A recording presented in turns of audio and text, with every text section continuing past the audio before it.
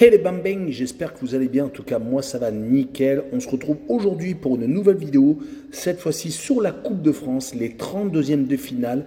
J'ai choisi pour vous les 10 meilleurs matchs de ces 32 rencontres qui se dérouleront entre le vendredi 6 janvier et le dimanche 8 janvier. Les 10 rencontres sont les suivantes: Strasbourg contre Angers, 2 équipes de Ligue 1. Le Paris FC contre Valenciennes, 2 équipes de Ligue 2. Grenoble contre Nîmes, 2 équipes de Ligue 2.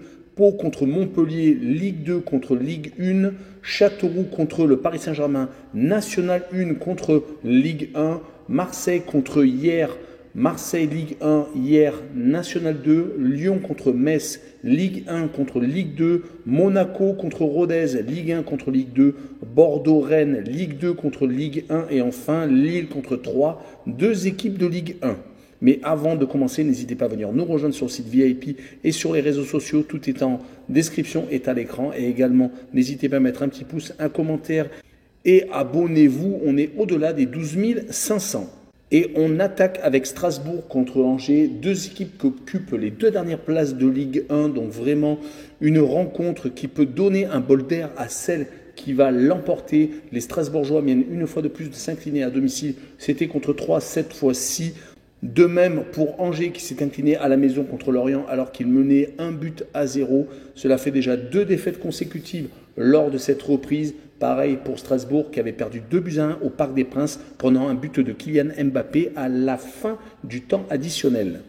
La seule différence entre Strasbourg et Angers est que Strasbourg n'a pas perdu ses 5 derniers matchs de Ligue 1. Il a fait tout de même 2 partages de points, c'était contre Marseille et Lorient à la maison. Et Angers de son côté a perdu ses 5 dernières rencontres, 2 à domicile et 3 à l'extérieur. C'est pour cette raison que je vois bien Strasbourg s'imposer 2-1, mais je verrai les 2 équipes marquées avec une cote à 1,82. On enchaîne avec 2 équipes qui sont proches l'une de l'autre au classement. Le Paris FC est 10e alors que Valenciennes est 9e, donc ils ont le même nombre de points. Donc c'est vraiment 2 équipes qui se ressemblent actuellement. Quand on voit leurs derniers résultats, le Paris FC est quand même beaucoup mieux, ayant gagné 2 fois à l'extérieur lors des 2 derniers déplacements à Bastia et à Pau, à chaque fois sur le même score, 1-0. Ils sont beaucoup moins bons quand ils reçoivent. Là et le bas qui blesse, 3 défaites et 2 matchs nuls pour les Parisiens à la maison. Côté Valenciennes, c'est beaucoup moins bien. Ils sont en train de marquer le pas. Ils avaient fait un très bon début de saison. On les voyait même peut-être jouer les playoffs en fin de saison. Mais malheureusement, 3 défaites à l'extérieur, à chaque fois 1-0. Et 2 matchs nuls, à chaque fois 1 but partout contre Caen et contre Amiens. Sur ce match-là, je vois bien un 0-0 entre les 2 formations. Car les attaques, c'est vraiment là où le bas blesse. Et je vois le moins de 2,5 buts sur le match, une cote à 1,71. On continue avec 2 autres équipes de Ligue 2, Grenoble qui est 5e contre Nîmes 18e. Les Grenoblois ont oublié la saison dernière où ils avaient galéré, sauvant leur place grâce à de belles performances à l'extérieur, mais ça a vraiment été limite. Côté Nîmois par contre, c'est très compliqué. Ils sont actuellement relégables à 2 points du premier relégable qui est Dijon. Les Grenoblois sont quand même beaucoup mieux, même s'ils viennent de perdre leurs 2 premières rencontre de reprise avec des défaites contre Quevilly-Rouen et contre Metz à la maison. Mais les Grenoblois avaient enchaîné 4 matchs sans défaite à la maison, réussissant à gagner 3 fois et faisant un match nul. Côté Nîmois, on essaie de s'en sortir comme on peut. Il reste sur 3 matchs sans victoire en Ligue 2, ayant fait 2 matchs nuls à l'extérieur à Niort et à Annecy et ayant perdu à domicile contre Guingamp. Mais ils n'ont gagné qu'une fois sur les 5 derniers matchs et c'était à domicile. C'est là où ils font leurs meilleurs résultats. Ils avaient réussi à battre Bordeaux qui était à ce moment-là leader de Ligue 2. Sur ce match-là, je vois bien Grenoble s'imposer 2-0 et je vois le draw no bet avec le pari remboursé si match nul, une cote à 1,56. On poursuit avec un duel entre une Ligue 2 et une Ligue 1. Pau qui reçoit Montpellier. Les Palois sont 13e au classement et les Montpelliérains sont à peu près au même niveau, 14e en Ligue 1.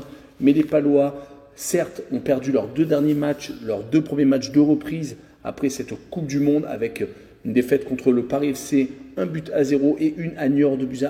Mais ils étaient sur une très bonne série avant la coupure. Espérons qu'ils vont remettre la machine en route car ils étaient très intéressants, surtout quand ils recevaient.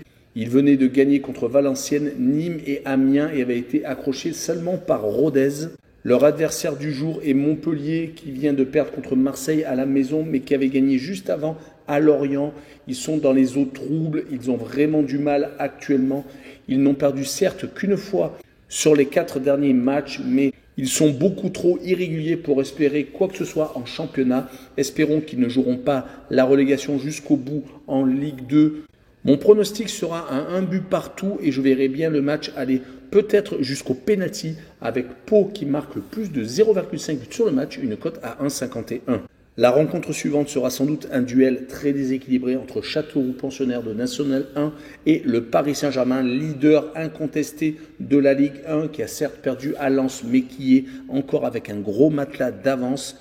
Quel sera l'effectif aligné pour cette rencontre côté parisien? Ça m'étonnerait que toutes les stars soient alignées. Peut-être que Messi, voire Neymar auront du temps de jeu. En tout cas, quelques joueurs de la réserve devraient être alignés avec beaucoup de joueurs d'expérience, on en est sûr. Tellement l'effectif parisien est important. Ils vont jouer contre la Berrichonne de Châteauroux, qui a déjà été en Ligue 1, qui a déjà eu une participation en Coupe d'Europe, c'était en 2004. Ils avaient été éliminés par le Club de Bruges lors du premier tour de Ligue Europa. Donc ce n'est pas une équipe qui va arriver en victime expiatoire. Ils sont certes 14e de National 1. Le point négatif est qu'ils n'ont plus gagné depuis 4 rencontres. Ont perdu 2 fois à la maison contre Le Mans et contre Sedan, 2 anciens pensionnaires de Ligue 1. Ils ont été accrochés par le Stade Briochin et ont fait un but partout à Villefranche-Beaujolais.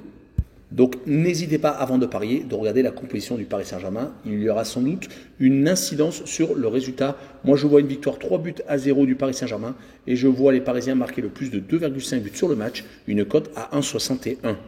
Et on enchaîne avec la première rencontre du 7 janvier, Marseille contre Hyères. Les Marseillais sont en Ligue 1, Hyères est en National 2.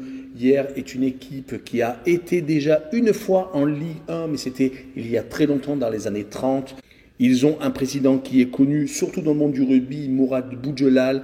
Il est très médiatique, le match n'a pas pu se jouer au stade Mayol, le stade du rugby club toulonnais. Il se jouera donc sur terrain neutre à Martigues, mais Martigues est plus proche de Marseille que de Hyères.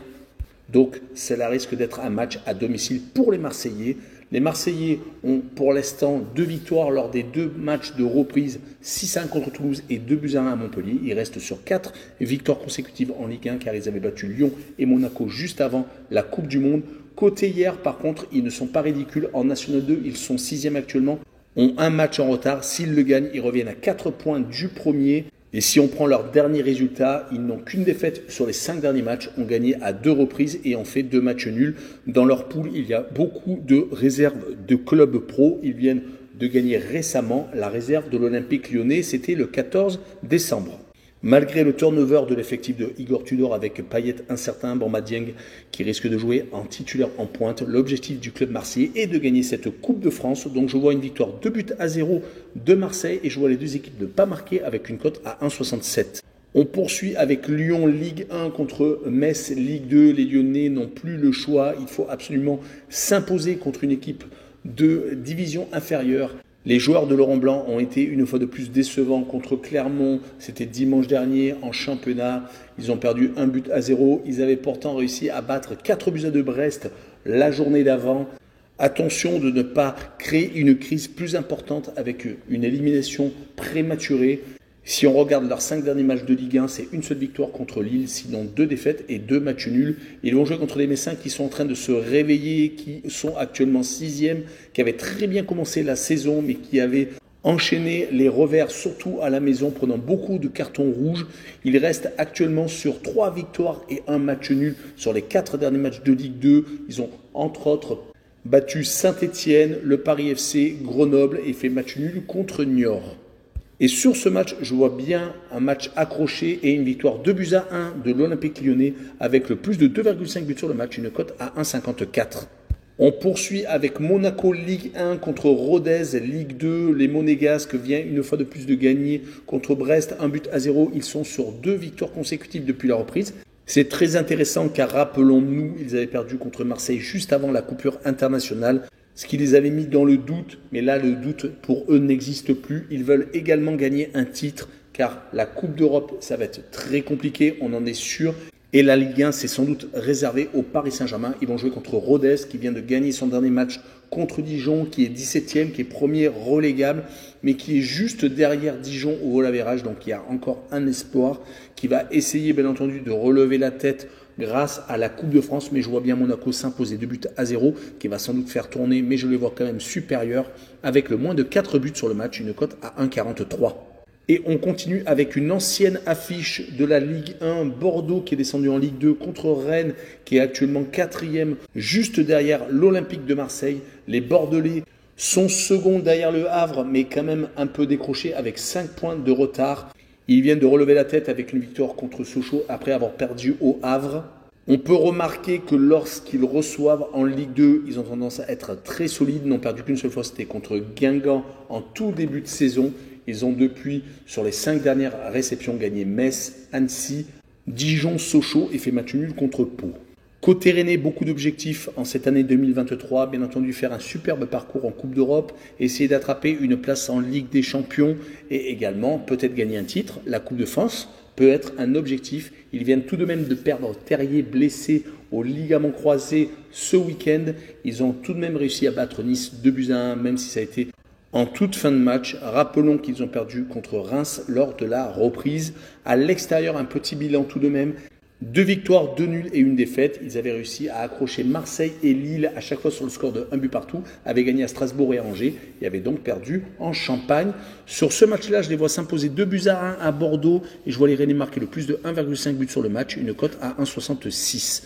Et on finira avec Lille contre Troyes. Les Lillois ont fait match nul contre Reims lors de la dernière journée. C'est une grosse déception pour eux car ils veulent vraiment faire quelque chose et peut-être, pourquoi pas, accrocher une place en Ligue des Champions. Ils vont jouer contre les Troyens qui, eux, ont réussi leur match contre Strasbourg, gagnant 3-2 à l'arrache, certes, car ils menaient 2-0, mais avaient été rattrapés et ont réussi à marquer dans les 10 dernières minutes 3-2. C'est une équipe qui est capable d'exploits. Les Lillois, de leur côté, quand ils reçoivent, ont tendance à quand même être maîtres chez eux, mais peuvent se faire accrocher, bien entendu. Sur ce match-là, je les vois gagner 2-1 et je vois quand même 3 marquer le plus de 0,5 buts sur le match, une cote à 1,68.